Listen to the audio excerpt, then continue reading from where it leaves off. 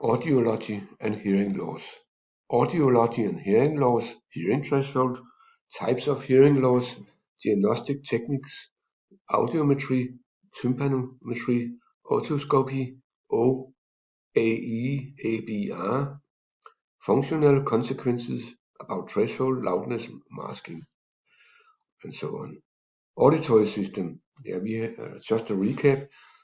We have outer ear with a pinna concha ear channel and a tympanic membrane eardrums. It's an acoustical system.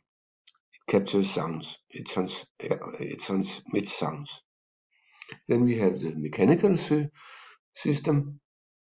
It consisting of the middle ear and the inner ear. Middle ear is the odd signals and some air there and eustachian tube. And the inner ear is the cochlea with all those fantastic membranes, the basilar membrane and so on, inner and outer hair cell. The hair cells are transducing the mechanical oscillations to electrical impulses or spikes in an auditory nerve. That is an electric neural system. So acoustic, mechanical, and electric or neural system. We have this. If you have some music or some sounds, then there is the bass response. There's some frequency selectivity. The bass responds to high frequency, and the apex responds to low frequency. We have the organ of Corti with a tectorial membrane, which is in touch with the outer hair cells, and we have outer hair cells, and we also have inner hair cells.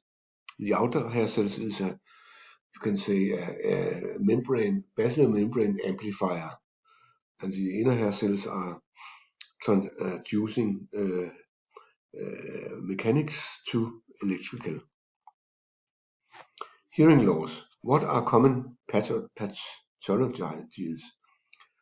How can we diagnose them? What are the functional consequences of hearing loss? Okay, we have the outer ear.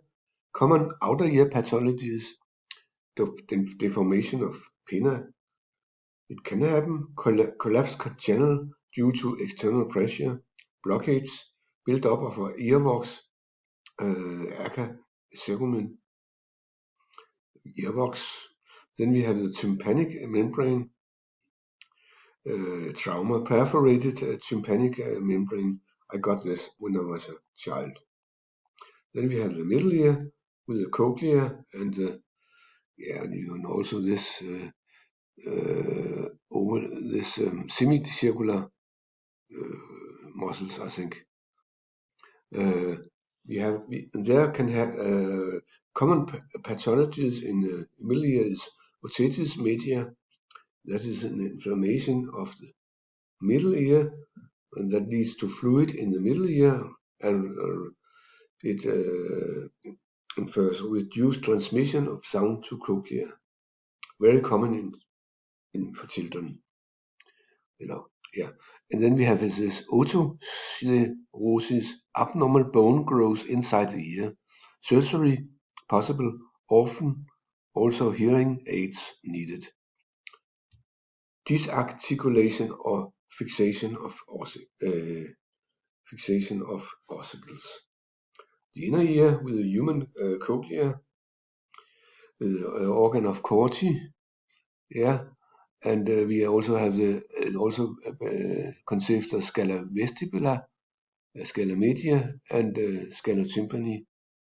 And this important basilar membrane is between the scala media and scala tympani. There are some fluids in the vestibuli and media and membrane. I think it's net potassium and kalium ions. So cochlear hearing loss, inner hair cells or outer hair cells can be damaged because of high exposure of sounds or age. Loss of outer and or inner hair cells, noise exposure, age, genetics, or orthotoxic chemicals. Okay, functions of inner hair cells. You have this inner hair cells with that is a transducer from mechanical to electric system, the stereocilius. When they are bent to the right, then comes a so-called depolarization from scalar media with potassium ions and and then those so-called neurotransmitters are released. So you can see it's a signal, and when they're released, there's something released captured by synapses to the auditory nerves, and there are some spikes activated in the auditory nerves because of this neurotransmitter. So stereocilia bend to the right, tip links open the channels, open ion channels, potassium ion enters cell, depolarization of cell, release of neurotransmitter, and spike generated in the auditory nerve. When the stereocilia are to the left, there is no activity going on. Metabolic activity is required to maintain ion concentration.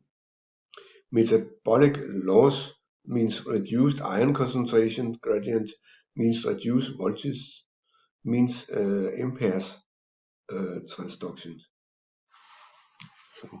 So okay, metabolic is also important. Deafferentation is also in the inner ear. Elimination or reduction in sensory neurons. Okay, there are some, as I told, there are some transmitter, and they are coming from the hair cells to the auditory nerves, and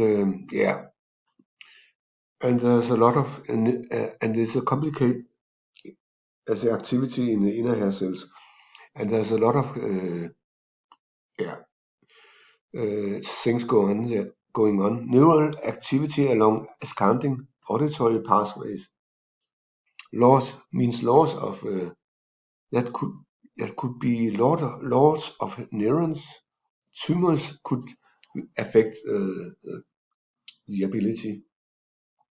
It's a complicated pathway from basilar membrane inner hair cells to the brain. Then there can be some demyelination. It's some fat, when this healthy axon, this synapse, auditory nerve, there's a passage of nerve impulses are undisturbed. There's some myelin fat protecting it, but if the myelin is damaged, there's an interference in passage of nerve impulses. So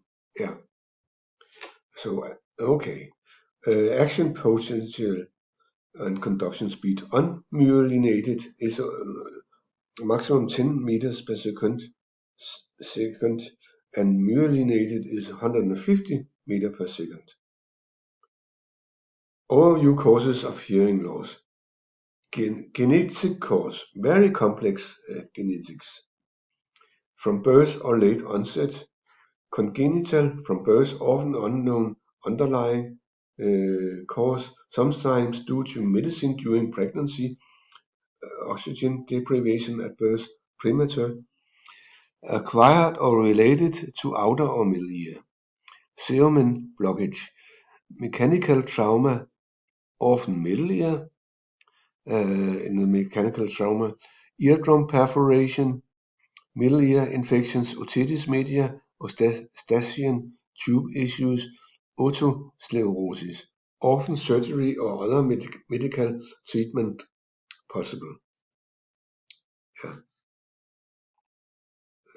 Acquired or related to inner ear, higher auditory pathways, age-related, noise-induced, ototoxicity, medicine, sudden deafness, Meniere's disease, tumor, often no medical treatment. That would say age, noise, which are most common. Hearing devices needed. Yes. How do we diagnose hearing loss? It could be behavioral tests, sometimes called subjective, or on the other hand, objective electroneurophysiological tests. The outer ear. Here. How can we diagnose problems with outer ear? Diagnosing outer ear pathologies. We could have an otoscopy, visual inspection of the outer ear and tympanic membrane, blockage of cerumen, inflammation, scarring, perforation, retraction, obvious abnormalities can be investigated. The middle ear. How can we diagnose problems with the middle ear? Tympanometry. Okay, and that should be about how the eardrums compliance. It's føjelighed in Danish. It can be investigated. Yes. The inner ear. How can we diagnose problems with inner ear and higher on the auditory pathway? Inner ear consists of the cochlea and also the semicircular canals, which are important for the balance vestibular system. Then hearing thresholds requires response from listener. Diagnostic test should be accurate, fast and standardized. Again, we have this normal hearing, not more than 25 years old, no air, and no noise, no background noise, and frontal, and only one tone, poor tone. Again, that is a threshold, hearing threshold. What is needed to get some hearing impact, response, kind of response. And this has minimum about 3,500 Hertz because of the what's called resonance, acoustic resonance in the ear. You can make an audio from field to audiogram. You can make an audiogram. If you have no hearing loss, it's just a straight line at 0 dBs. But if you have hearing loss, the hearing loss will increase or be worse with higher frequencies. Again, hearing threshold, normal people, we can have an uncomfortable threshold, we can have a pain threshold. How do we measure it? How do we measure the sound? What procedure do we follow? We can have air conduction with headphones and bone conduction also. As another way to measure thresholds. Start well about expected threshold. If yes, then decrease level by a large step, for instance 10 dBs. If no, then increase by a smaller step, for instance 5 dBs. Stop criteria could be 3 as counting responses at same level. Okay, as counting measure. Then we have the audiogram with thresholds, normal thresholds, and we can measure the left ear and right ear through air conduction. Can diagnose different types of hearing loss from pattern of audiogram. Still good.